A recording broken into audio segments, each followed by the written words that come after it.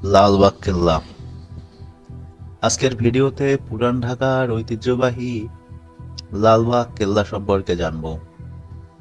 সম্রাট আওরঙ্গজেবের তৃতীয় পুত্র মুঘল রাজপুত্র আজম শাহ বাংলার সুবেদার থাকাকালীন ১৬৭৮ সালে এটার নির্মাণ কাজ শুরু করেন। দুর্গের নির্মাণ কাজ শেষ হবার আগেই মারাঠা বিদ্রোহ দমনের জন্য তিনি দিল্লি চলে যান। এ সময় একটি মসজিদ ও দরবার হল নির্মাণের পর দুর্গ নির্মাণের কাজ থেমে যায়।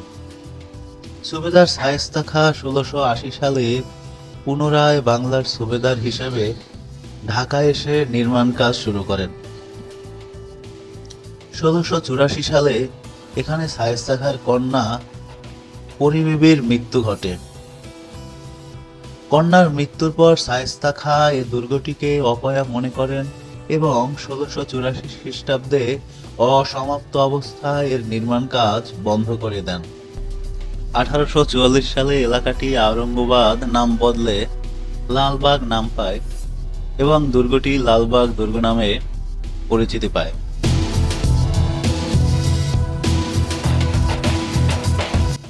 দুর্গটি হচ্ছে তিনটি ভবন স্থাপত্য সমন্বয়: মসজিদ, পরিবিবির সমাধি ও দেওয়ানিয়াম বা বাসভবন, সাথে দুটি বিশাল তোরণ এবং আংশিক ধ্বংসপ্রাপ্ত মজবুত দুর্গ প্রাচীর দেওয়ানিয়াম। লালবাগ কেল্লার এই দালানটিকে দুটি কাজে ব্যবহার করা হতো: বাসভবন এবং বিচারালয় হিসাবে। এই দালানের নিচতলায় ছিল বাসভবন তথা হাম্মামখানা, আর উপরের তলা ছিল আদালত বা দেওয়ানিয়াম। শায়েস্তা খাঁ এই ভবনে বাস করতেন এবং এটাই ছিল তার আদালত। এখান থেকে তিনি সমস্ত বিচার কার্য পরিচালনা করতেন। পরিবিবির সমাধি। এই ভবনটি মুঘল সুবেদার শায়েস্তা খানের প্রিয় কন্যা পরিবিবির সমাধি নামে পরিচিত।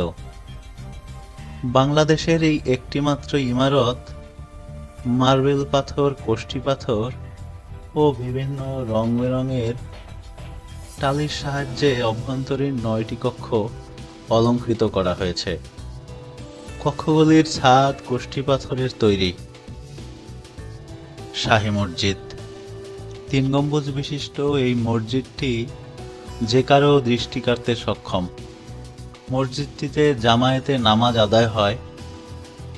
ঢাকায় এত পুরানো মসজিদ খুব কম আছে। কেল্লাতে সুড়ঙ্গ পথও আছে। লোকমুখে শোনা যায় যে আগে নাকি সুড়ঙ্গ পথগুলোতে যাওয়া যেত, তবে এখন আর যাওয়া যায় না।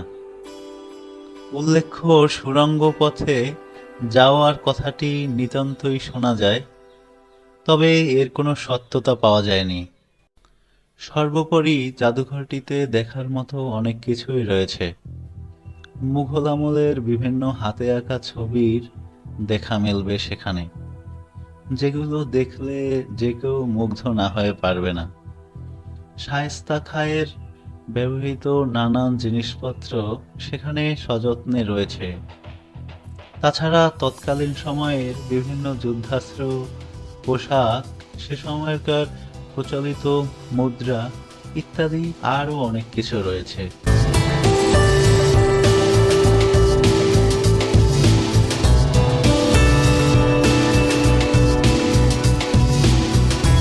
আমরা এখন চলে আসলাম গুগল ম্যাপে।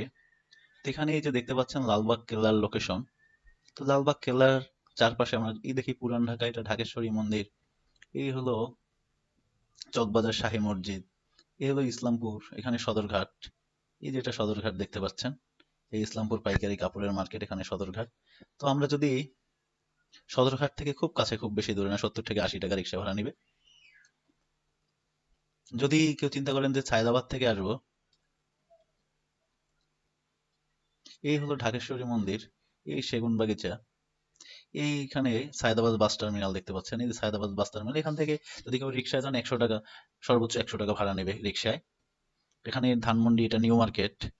আবার যদি কেউ চিন্তা করেন যে আমি গাবতলী থেকে আসবো, এই যে গাবতলী থেকে আপনারা যদি ঠিকানা বা মৌমিতা এখানে যদি আসেন, সেক্ষেত্রে আপনাকে এই মোড়ে, লালবাগ কেল্লার এখানে এই মোড়ে আপনাকে নামিয়ে দেবে। সেখান থেকে 20 টাকা রিক্সা ভাড়া দিয়ে আপনি লালবাগ কেল্লায় পৌঁছাতে পারবেন।